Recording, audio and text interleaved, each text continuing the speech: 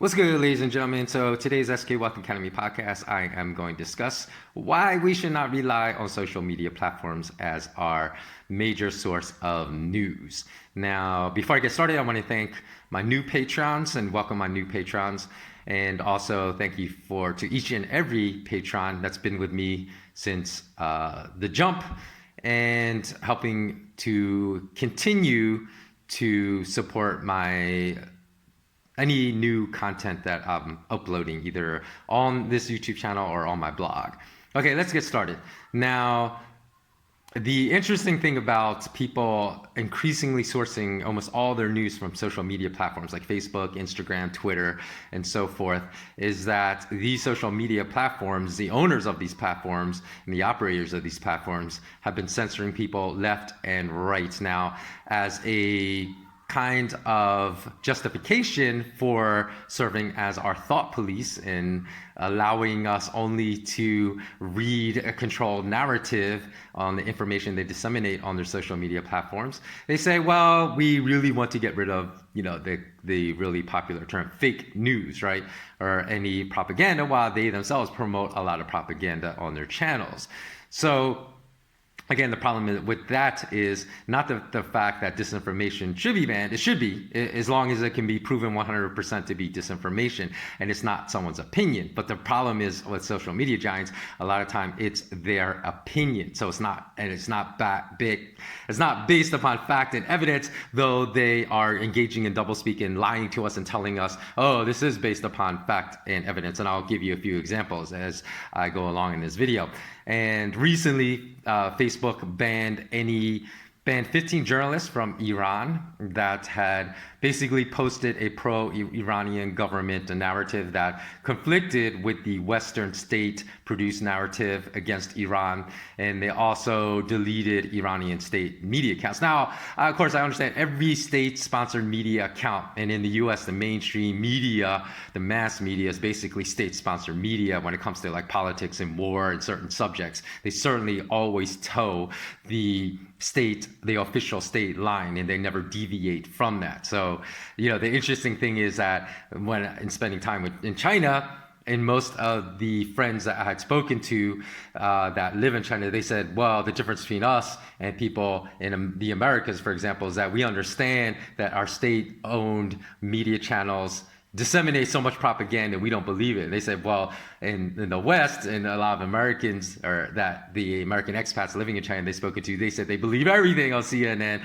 or Fox News or CBS or any other news channel that propagates state-sponsored media. So they said, well, the disinformation may be stronger in China, but at least they're cognizant that it is disinformation. Whereas the problem they say they have with a lot of expats living in China is they don't understand that their news is also state-sponsored propaganda. But in any event, the important thing is with Facebook, for example, censoring these pro-Iranian government accounts, the International Federation of Journalists criticized the social media giants' censorship campaign, and they stated, quote, unprecedented in the history of social networks, that the censorship was unprecedented in the history of social networks and in conflict with the very innate actuality of media, end quote. So the point here is not whether or not you agree with any pro-Iranian government views. You may totally disagree with these views, and that's fine.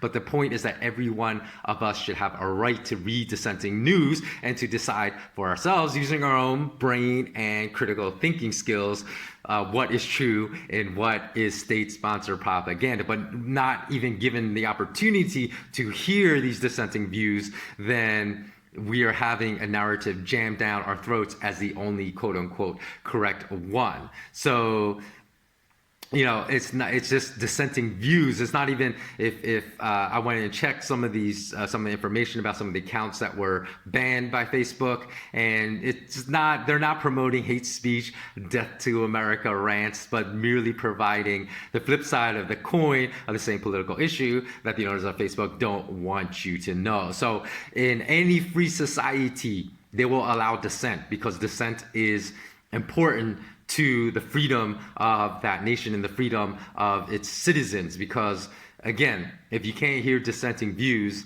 then that's a very definition of a controlled and unfree news environment. And furthermore, if you look at social media, internet giants like Facebook, Twitter, Google, they all publicly stated that they will block and censor disinformation. And again, my position is not that disinformation should not be banned. The problem is that the owners of the social media platforms are serving as jury, judge, and executioner to determine what is disinformation and what is not. And even though a lot of times they label things as disinformation where people are just questioning the unknown. So they might not be, the people that they have banned and shadow banned and censored may not have the answers, but they're not saying, a lot of the people that banned are not saying this is a fact. They're just questioning. They're questioning the official narrative that also has zero evidence to support it. But when the circumstantial evidence leans more heavily toward an independent dissenting view, that's when a lot of these social media giants step in and ban and censor these accounts, which is an extremely dangerous way to run news media in any nation. So that is why I say we should not source our information from social media platforms and think that we are educated. As they also, social media platforms like Facebook, they create algorithms to confirm your confirmation bias. So they see what kind of articles you read, and that's all they will feed you is information that confirms your bias. So you won't do any type of research, or you won't see any type of articles that may present a dissenting view that is supported by facts and evidence. So that may make you question your position and be able to see the truth of a certain situation. Now, it's interesting that in doing some brief research for this short video, I've been like, I found an article from The Independent, which is a UK media, online media site that said, "Can we trust Wikipedia? 1.4 billion can't be wrong," which implies from that clickbaity headline that they're saying Wikipedia is totally reputable and totally reliable as an honest source of information.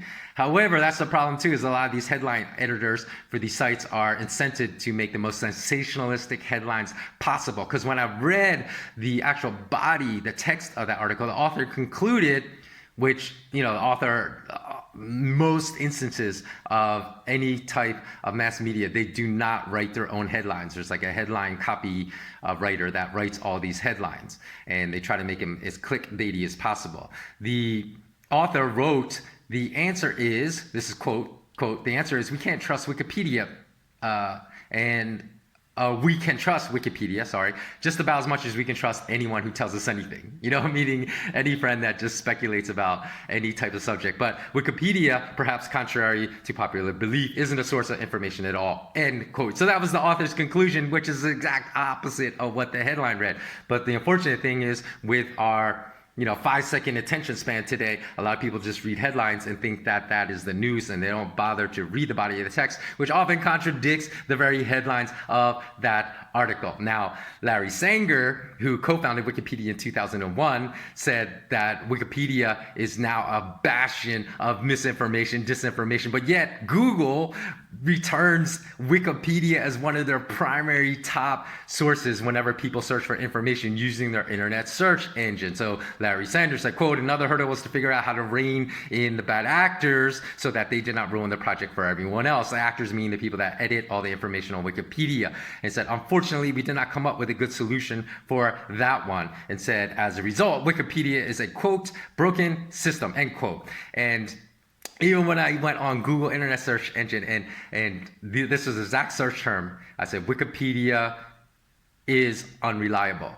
There was no mention, even in the first two. I looked at the first 2 pages. Most people don't even look past the top third of the first page of results for Google. But even on the first 2 pages, there was no mention of the co-founder of Wikipedia criticizing it years ago that is no longer a reliable source of information, because they want to continue to feed people disinformation in the results by constantly putting Wikipedia results at the very top of their search engine algorithm. So when we look to other political events like Syria, if you really look at independent media sources that were on the ground, you had mass media quote unquote journalists, I use that term very lightly because they're more like actors or presenters, that were saying that the Syrian president attacked and killed his own people using chlorine gas in Douma in Syria, when there were people, and independent journalists actually went on the ground. There was zero evidence of that. Now, this was reported to imply that it's fact by a lot of mass media actors,